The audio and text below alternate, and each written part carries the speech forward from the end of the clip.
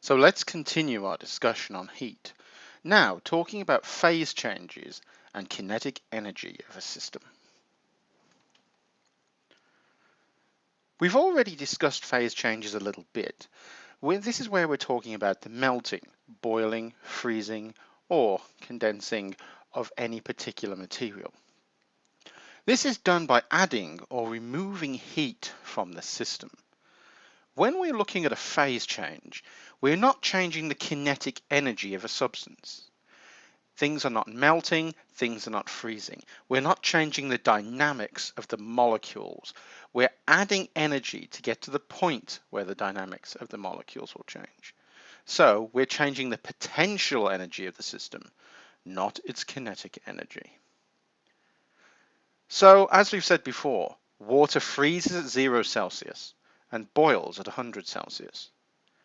And because of this idea that we are changing potential and not kinetic energy, it's the kinetic energy that relates to the temperature. So not all heat transfer is expressed in terms of a temperature change. We can apply heat to a system, but not necessarily see a change in its temperature. Let's look at this in terms of water. So here's a graph for water. Here's the temperature in degrees Celsius from -100 to +200. So here's our freezing point and here is our boiling point at 0 and 100. This is the heat input. This is how much thermal energy we're delivering to the system per kilogram. So joules per kilogram. And as you can see, this is not a nice straight line in terms of a nice slope. This has actually got a slope as energy is being put in and temperature is increasing, then a flat line, then another slope and a flat line and another slope. What these represent, if we look at this in terms of phases, is that this from -100 to 0 will be ice in terms of phase. From 0 to 100, we will end up with liquid water. From 100 plus, we'll be looking at steam as an evaporate. So if we look at this system, here we're putting energy into the system. The energy is increasing, the temperature is increasing. We hit 0 Celsius, and for this length here, for this time, there is absolutely no change in temperature. For this particular heat input, energy is going in is increasing per kilogram, but it's taking this amount of potential energy to melt the ice. So this is the potential energy required to melt the ice. There's no temperature change and no corresponding change in kinetic energy. So this particular material, this water, stays in the form of ice. After the ice has acquired enough potential energy, it will start to translate that to kinetic energy. That means that it will change from ice to water. The molecules will start moving around and we will have kinetic energy from 0 to 100. Now, as we reach 100, we're still putting energy in this whole time, but we're not going to see a corresponding immediate temperature change. Energy needs to be put into this system, into this liquid water, to make it into steam. And it's going to take a lot more kinetic energy to evaporate this liquid water than it does to melt it from the ice phase. So here's the amount of energy input to melt the ice. Here's the amount of energy that's input to boil this water, to turn it from a liquid into steam. So this requires a lot more degrees of freedom, requires a lot more energy to be imparted to the molecules. So here, this flat plateau here, and here again, at these two changes in phase, we're putting in potential energy to excite the system and then translate that to kinetic energy. So these are the energies required to either melt ice or boil water. And as you can see, it takes more energy to boil the water than it does to melt the ice. So that means we can really talk about the potential energies required to either have a solid, a liquid, or a gas of any particular material. During the phase change, as we saw in the previous graph, the potential energy changes, but the kinetic energy does not. So heating or cooling a changing phase does not change its temperature. And this allows us to define a couple of things. So we can define what's referred to as the latent heat of fusion. This is when you are melting something, specifically in this case water, melting water from its ice phase to its liquid phase, and the latent heat of vaporization, where we're going from a liquid phase to a gaseous phase to essentially an evaporate. So the potential energy of a phase change required to change 1 kilogram of the water here will be 335,000 joules. This is joules per kilogram. So here's the heat of fusion and here's the heat of vaporization. 2,255,000 joules per kilogram. A lot more to vaporize than to melt. So let's do an example here. Let's calculate the amount of heat required to completely melt 2.5 kilograms of water ice. Well, we know the latent heat of fusion, so don't start using the wrong equation. We'll see another equation, Q equals mc delta T, shortly. So Q equals m times the latent heat of fusion. That means we're going to say Q is equal to 2.5 kilograms times how much energy is required to melt a kilogram. So this 335,000 joules per kilogram, and we've got 2.5 kilograms. So quite simply, this becomes 837.5 times 10 to the 3 joules. Now, this isn't particularly difficult. This is 3 variables, and you just substitute straight in. Remembering what the latent heat of fusion is and what the latent heat of vaporization, because we can do this for vaporization too, remembering what they are and substituting them in and remembering to use them is the key point. So that was melting. When we talk about evaporation, when we're talking about taking something from a liquid phase and making it into a gas, more energy is needed. So the more energetic jostling of these particular molecules in the water, the higher the temperature. And this is our water here. This is H2O here. So we've got 2 hydrogens and an oxygen here in orange, hydrogens in white. And the faster the molecules move, the more energy they have, and they may become detached if they get sufficient energy to leave the system. If you provide enough energy to all of the molecules, they will all evaporate and all go into the gaseous phase. But an effect of evaporation is that as each one of these molecules leaves the system, it takes a percentage of energy with it. It takes potential energy and converts it to kinetic energy. So as the steam, which is basically particles of the water, leave, it actually takes this energy with it and cools the system down. So this is how we really see cooling occurring. As steam comes up off the top of your coffee, that's actually taking energy away from the system. And if you leave your coffee lying around long enough, it will actually wind up cooling down.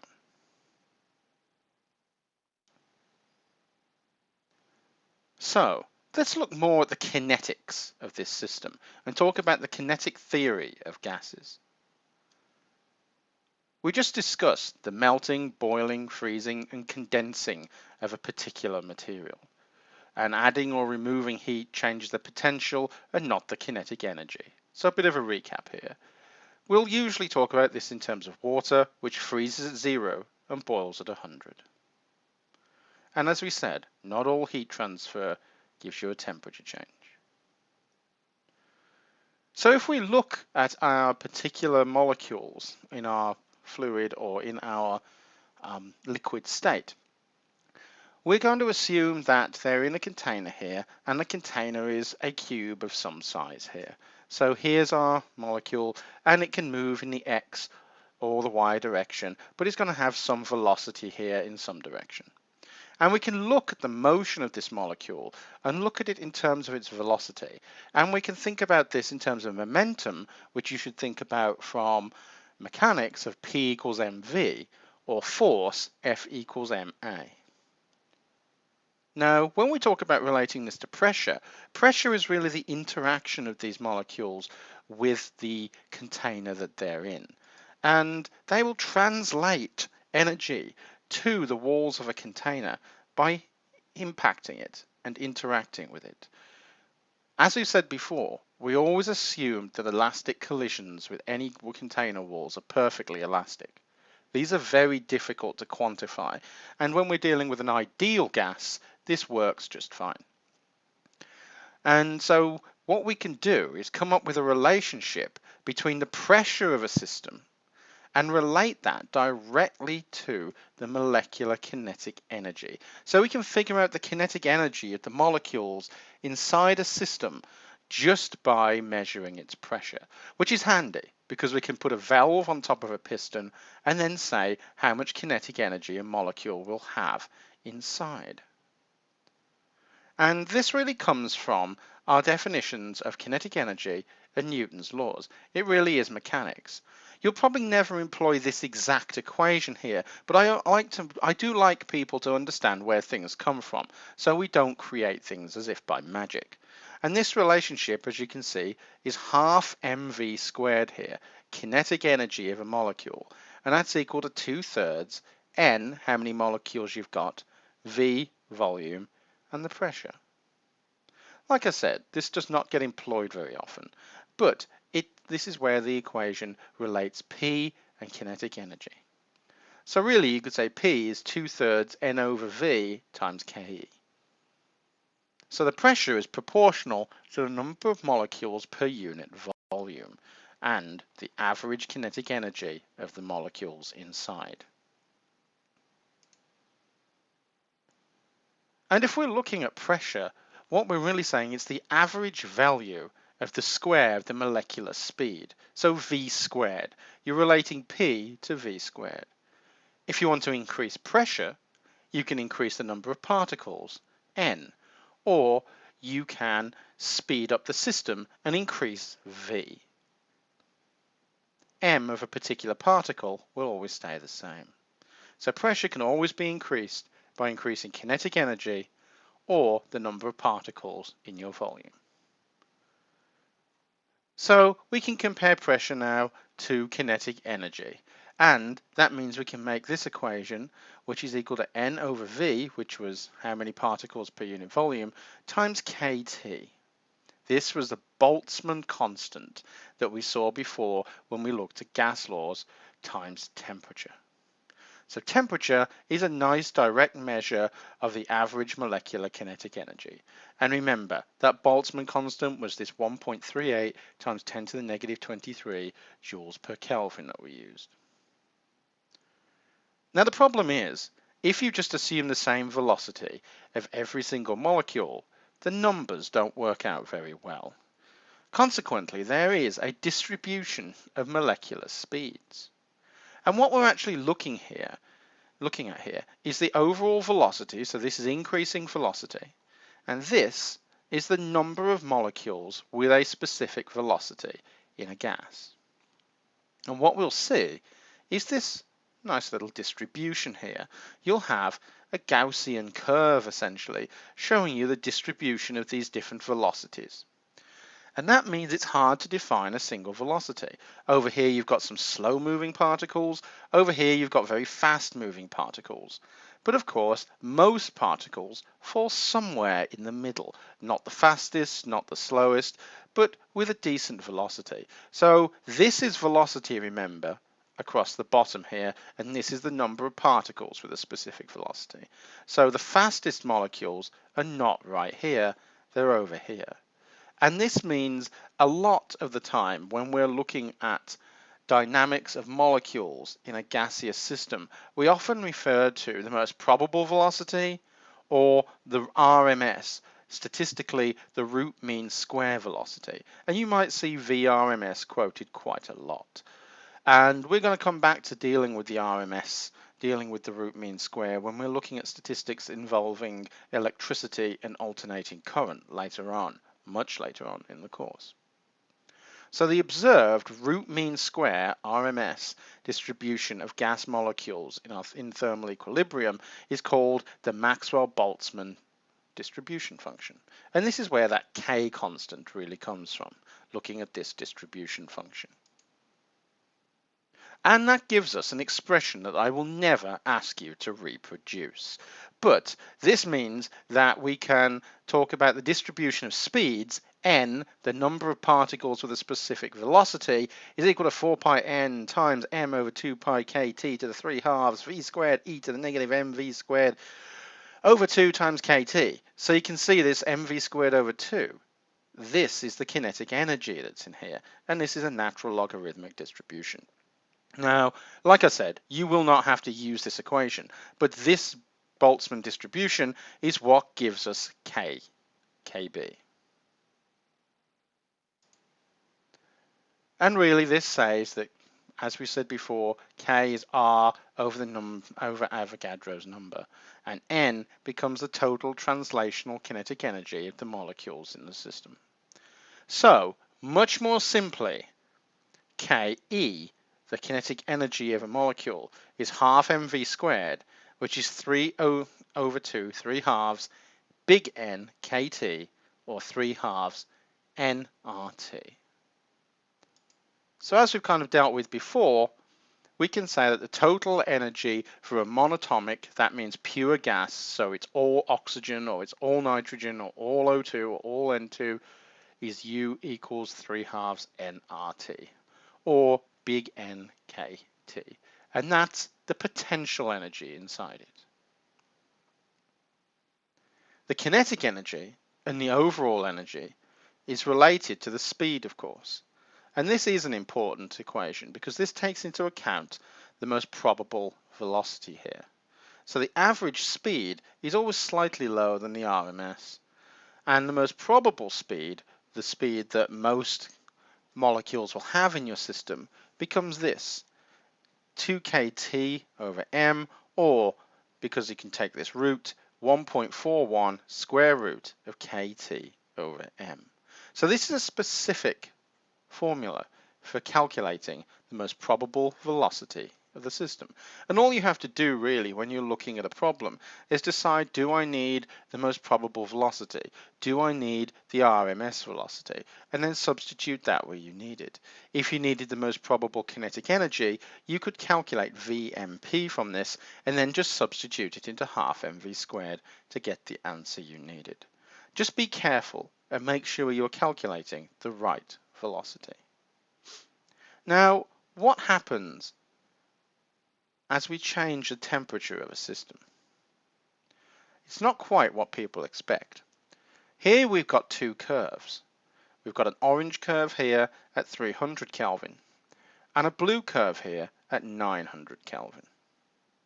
Now, you can see the most probable RMS and mean velocity are all put on here to show you what these velocities typically would be and how they would relate. The most probable usually being a bit lower than the mean, and the RMS usually being a little bit higher than the mean.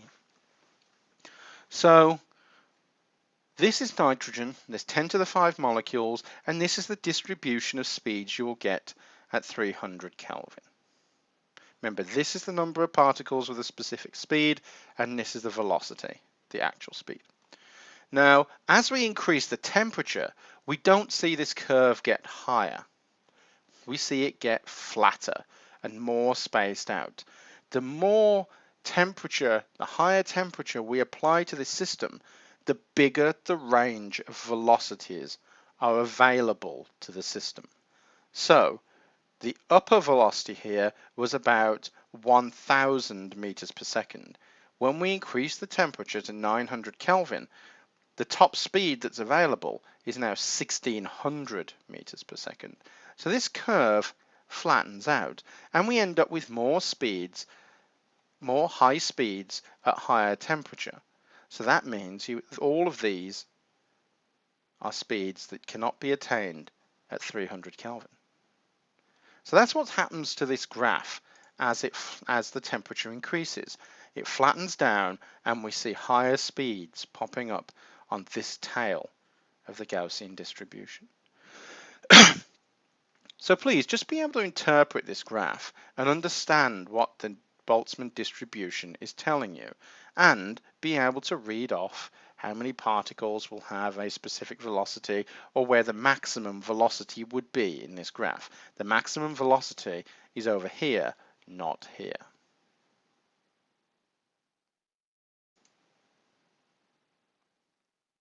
So we talked a little bit about how evaporative cooling could work. Particles will leave in the form of steam from a liquid and take energy with them, and that will cool the system down. So some molecules in a liquid are more energetic than others. The fastest moving molecules, the ones with the highest temperature, will penetrate the surface and leave the liquid. And that will sometimes occur before you even reach boiling. You often get steam before something truly boils. The escaping molecules actually have enough energy to overcome the attractive forces of all the other molecules in the liquid phase and zip off into the atmosphere. Whatever's left behind has a lower kinetic energy, so you're just left with the cooler fluid. And that's when you can drink coffee. So we can simplify our temperature and kinetic energy equations down, and we can say half mv squared now is equal to 3 over 2 kT, Boltzmann constant here. So this is kind of convenient. If we say kinetic energy here is equal to the potential energy, 3/2 kT, we can now find the temperature based on the kinetic energy. And this form of the equation, it's in a yellow box of course, is something you will definitely be expected to use. You could do this in each dimension. V here is probably a vector that incorporates the x, y, and z velocities in them. So this would be the overall kinetic energy of the molecule. Hence this 3 here, because this is in 3 dimensions. If you were just to do this in the x direction, you would only have a 1. Do this in the y, you'd have a half, or in z, you'd have a half. Do it in 3 dimensions, that's why this is 3/2, because this velocity could be in one of 3 dimensions. Or all 3 at the same time, I should say. So let's take a look at a couple of problems here. So we've got a container holding 5 moles of oxygen gas at 32 Celsius, and we're going to use the ideal gas law. We want to find the total internal energy of the gas and then the average kinetic energy per molecule. So this is important. This is the total energy of the gas, and this is how much kinetic energy one molecule has. We know we have 5 moles, we know we have 32 Celsius. So, part A, let's find what we need. What do we need? We will need some other things. We do need R here. So this is our gas constant, ideal gas constant of 8.314 joules per mole Kelvin. Make sure you're using the right version of this. N is 5 moles. T is going to be in Kelvin. So 273 plus 32, which gives us 305. Common mistake is just using this 32. This constant helps you. This is in Kelvin, and this will not be compatible with this unless it's converted to K also. So we've got a constant, we've got N, we've got T. If we take our formula, U, the total internal energy, will be 3/2 nRT. Substitute in 5 moles, 8.31 joules per mole Kelvin, 305 Kelvin converted. That'll give us 19,000 joules of energy for all of the gas collectively.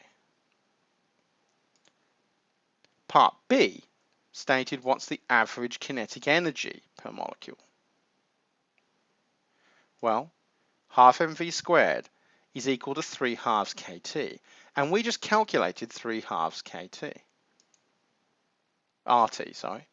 So if we want to calculate 3 halves kT now, here's our 3 halves, here's our Boltzmann constant kT, here 10 to the negative 23, here's T, 305.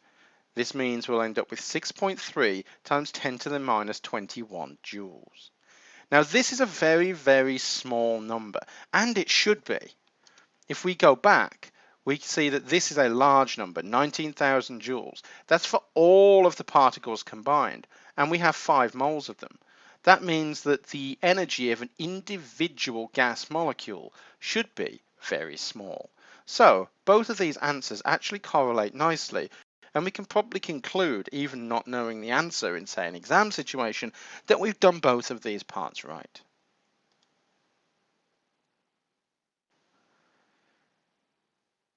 So when we are looking at a real system, what really happens is we can move in any particular direction. We can have a lot of degrees of freedom to the gas. It really depends on the three-dimensional nature, how the gas is constrained, but generally making a two-dimensional gas should be a very difficult thing to do. So if we look at the amount of degrees of freedom of a particular molecule, we can come up with what's referred to as the theorem of equipartition of energy. And this is just something I want to quickly mention, that each degree of freedom gives you half kT of energy to your system. And we already saw that, 3 halves kT for a three-dimensional system. If we went to a two-dimensional system, it'd be 2 over 2 kT, which would just be kT. One dimension, 1 half kT. So you can add extra degrees of freedom and also look at what's referred to as the rotational and vibrational states of molecules. So the total kinetic energy, which we talked about previously, here will be K, which will equal to how many, or KE as I like to write it, how many particles we have times the kinetic energy, half mv squared. That could be 3 halves n kT, big N kT, or 3 halves little n RT. So for a gas with only translational energy, only energy that involves moving from place to place, that's the true internal energy of your gas. In reality, they rotate and they vibrate, which we'll see shortly. Now, as I said, inserting a different velocity here is sometimes essential. And if you're asked to do the RMS, or root mean square, in that calculation, that means V for the RMS is square root of 3 kT over m, or 3 RT over big M. Okay, this big M is the mass multiplied by Avogadro's number. So if you have to put root mean square velocity in here, if it says what's the root mean square kinetic energy, you'd have to substitute in the root mean square velocity. I would not substitute this into the previous equation and try to solve it, because then you've got roots and squares and all sorts of things to deal with. I would calculate VRMS first and then substitute it into this equation. Then set it equal to 3 halves nKT to make your life easier. Make sure you're using either the molar mass or the actual mass, where appropriate. So when we look at RMS values, at some particular temperature here, 20 Celsius, we can actually look at how quickly each molecule is moving, and lighter molecules, molecules with less mass, will move faster than heavier molecules. If we apply the same temperature to all these molecules, from hydrogen all the way up to sulfur dioxide here, we can see that the mass is increasing. 2, 4, 18, 20, all the way up to 64 for sulfur dioxide. Now, if we do this, we apply them to 20 Celsius of heat, what we can see is hydrogen is moving at 1902, all the way down the spectrum here to SO2 moving at 338 meters per second. This means when these different materials are applied to 20 Celsius of temperature, the lighter ones move faster. this energy must be conserved in the previous equation. So if half mv squared is going to equal 3/2 kT, for instance, then as we keep them all at the same temperature, the same amount of energy will be given to these molecules. That means if m is smaller, then v will be bigger. So in half mv squared, if m is small, in order to relate this to 3/2 nRT or 3/2 nKT, we'll have to make sure that v is larger for molecules of less mass.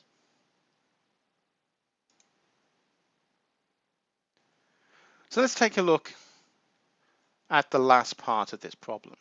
So in A and B here, we had a container holding 5 moles of oxygen at 32 Celsius, and we assumed an ideal gas. We have already calculated in previous examples the potential energy of 19,000 joules, and then we calculated the kinetic energy, half mv squared, of 6.31 times 10 to the minus 21. So we already did A and B. I didn't tell you there was a C here. Now we're prepared to do this. So we're armed with this kinetic energy and this potential energy, and we want to know what the average velocity of an oxygen molecule is in this system. Well, to find the average velocity, we can say, well, we have half mv squared is equal to 6.3 times 10 to the minus 21 joules. Let's rearrange for v. This is the average kinetic energy, so the average velocity should be this. So v is the root of 2 times ke over m. We already know what ke is, the kinetic energy. It's this, 6.31 times 10 to the minus 21. We want m. Well, we have 5 moles of oxygen gas here. And what we're going to say here is O2 gas. So this is going to be 2 times 2.66 times 10 to the negative 26 kilograms. This is the mass of one oxygen atom. You can look this up. You can derive this from the periodic table, but the mass of one oxygen atom is 2.6 times 10 to the negative 26. Let's multiply that by 2. We'll get 5.32 times 10 to the 26 kilograms. We're assuming here that this is O2. That's what we have in our atmosphere. We don't just have oxygen by itself. The oxygen you're breathing right now is O2. It's molecular oxygen. So I've made that assumption here. So let's rearrange. Well, not rearrange, but substitute 2 by 6.31 times 10 to the minus 21 joules. Divide that by 5.32 times 10 to the minus 26. That'll give us a root of 237,218, or 487 meters per second. So there's often things you have to look up. Let's take a look at another problem. Here we have a tank of volume 0.3 cubic meters and contains 2 moles of helium gas at 20 Celsius. Let's assume this gas is ideal. So let's find the total thermal energy of this system. Well, we know we have 2 moles, so N is equal to 2. We have a temperature of 20 Celsius. So let's make that into 293 Kelvin. You should be familiar with how to do that by now. So the energy here, you could say this is U. I've written E here, but this would be U, is 3 over 2 nRT. Substitute in 3 over 2, 2 moles, 8.31 joules per mole Kelvin times 293 will give us 7.3 times 10 to the 3 joules. Simple substitution. Knowing which formula to select is the important thing. Total thermal energy is how much potential energy in all of the gas. So you should say U is 3/2 nRT. So, as we've sort of looked at this before, what's the average kinetic energy now of the gas molecules in this system? What's the average kinetic energy of one molecule? Because we're talking about one molecule, we're not going to deal with R here, we're going to deal with K. So one molecule, this will be half mv squared of one molecule is equal to 3/2 kT. I know there's usually a big N here, but this is for one molecule. So N is equal to 1. Substitute in. Here's K, 1.38 times 10 to the negative 23. Here's our 293 Kelvin. This is 6.07 times 10 to the minus 21 joules. So these two particular problems are not that difficult, but you do need to know which equations to go to and what it's talking about. Is it talking about an individual molecule of the system? Is it talking about the system as a whole? What is going on here? Now, we talked about the translational energy of our molecules, and I mentioned briefly how they could have vibrational and rotational states. Now, we've ended where I expect you to do calculations, but I do want you to understand what's going on in terms of the energetics of a molecule, and this can get quite complicated and actually turn into quantum mechanics problems. So I want you to understand what I'm saying here theoretically, but we won't branch out into equations here. So for complex molecules, we mean molecules that are diatomic or more, there are other internal energies that you have to account for if you want to get a really accurate answer for your system. And one of these is the translational energy that we've already talked about. Here is a molecule bonded together, two atoms, and they will move in some direction with a velocity v. That's the translational energy. There's also a rotational energy. Now, this particular molecule could spin in the X, the Y, or the Z axis here. So it could rotate about this axis, or rotate this way, up and down, or rotate in the X direction. And in this particular case, I say, we can neglect the rotation in one axis, which is negligible to the others, but this particle, this particular molecule, is free to rotate in 3 directions. And that means that there's a specific energy associated with that. If we hit this with a photon of energy, that energy will be absorbed by the molecule and either translate it, rotate it, or vibrate it. So in this particular case, you can have 2 atoms here joined by a bond, and go back to your mechanics a little bit. 2 atoms joined with a bond here, an electrostatic bond, is essentially the same as 2 masses attached with a spring. So if we add energy to this system, it will cause this to vibrate in and out like 2 masses on a spring and oscillate. And there's kinetic and potential energy associated with these bonds, with rotating these molecules, vibrating these molecules, and translating them. Our calculations have really restricted us just to the translational kinetic energy of our molecules, rather than the rotational and the vibrational.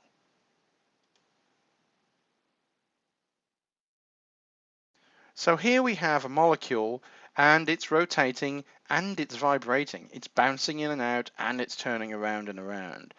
And this is how it will really behave, that if it throws away energy, here we have a photon coming out of this molecule, you can see that it actually slows down. So by conservation of energy, energy always has to come from and go to somewhere. We cannot create or destroy it. So this bond is vibrating, it's contracting and expanding, and this molecule is rotating around. If it gets rid of energy, it'll slow down, it will vibrate less, it will rotate less. If we add energy to the system, it will speed up and vibrate more. And this means the energy of a gas is not just related to the translational, which is our 3/2 kT here, relating to half mv squared. There's also rotational and vibrational energy levels that change with temperature and harness energy inside a gas. Like I said, we're not going to do calculations with this. This starts to get a bit more complicated, and we start looking at 5/2 R or 7/2 R at higher temperatures, because this includes vibrational, translational, and rotational kinetic energies in this particular case. So for molecules more complicated than 2 atoms, which are the systems we just looked at, the vibrations are even more complicated. and the number of degrees of freedom they can move around with is larger, and the more degrees of freedom available, the more ways there are to store energy. And this really comes into quantum mechanics. And to explain these various results, the classical mechanics we're looking at will not work and will break down. And in quantum mechanics, energy is proportional to the frequency of a wave. E is equal to hf, h being Planck's constant, f being the frequency. And the energy levels of atoms and molecules actually become what we refer to as quantized. They cannot have any random value. They must take specific values of energy, both in terms of their vibration and in terms of their rotation. And the lowest allowed energy that we refer to cannot be zero, it has to be the ground state.